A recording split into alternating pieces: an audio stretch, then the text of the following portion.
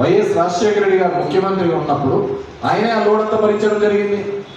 ఆయన in the sense ప్రభుత్వం, ఆ రోజు రాజశేఖర రెడ్డి గారి ప్రభుత్వమే ఆ భారాన్ని అంతా ప్రజల మీద పడకూడదు, ఆ 50 రూపాయల భారం అని చెప్పేసి మొత్తం అంతా కూడా రాజశేఖర గారి ప్రభుత్వం భరించింది.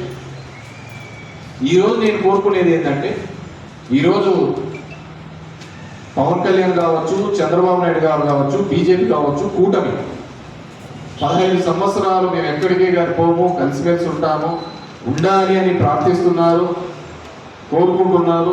అది మీ తిప్పలు ఏదైనా కానీ మీరు ఉండాలనుకుంటారు, ప్రజలు ఉండాలి కదా.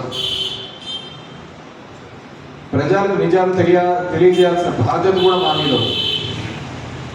దానికి ఈరోజు ఈ కార్యక్రమం చెప్తున్నారు. మీరు కర్ణాటకలో పోయి అక్కడ రేట్ తక్కువ ఉంది, ఇక్కడ వచ్చిన తర్వాత రేట్ తగ్గిస్తామన్నారు, మరే రేట్ ఏం తగ్గలే.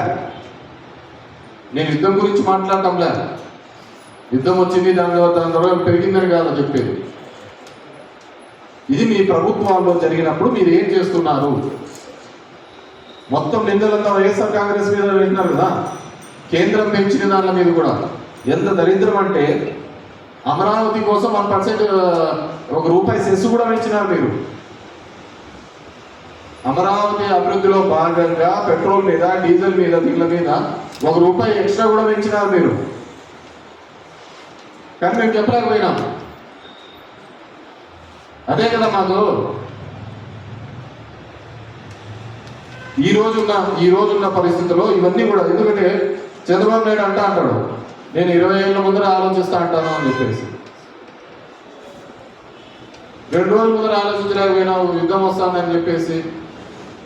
నరేంద్ర మోడీ ఇజ్రాయెల్ పోయి ఇచ్చినాడు, 2వ రోజే ఇక్కడ పడా.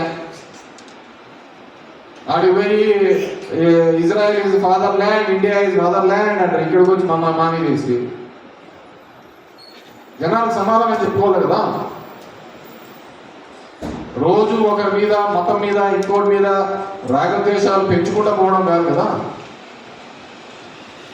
ఈరోజు యుద్ధం వచ్చింది కాదంటంగా, ఆ రోజు అనుకూలంగా లేని పరిస్థితుల్లో కూడా ప్రభుత్వం భారం మోసింది.